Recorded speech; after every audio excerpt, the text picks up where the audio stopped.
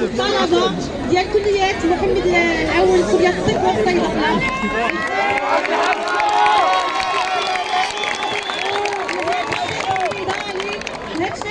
للدفاع عن حقوقهم المشروعة، لأنهم كيطالبوا بحقوق مشروعة وهي جودة التكوين. هي المطالبة باش تبقى 7 سنين، لأن التسليم إلا كان التسليم خصهم يعطيوهم حلول.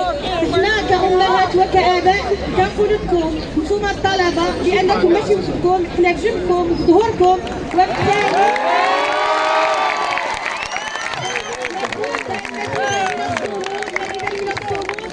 تخلوش الأصدقاء ديالكم المصريين، الأصدقاء ديالكم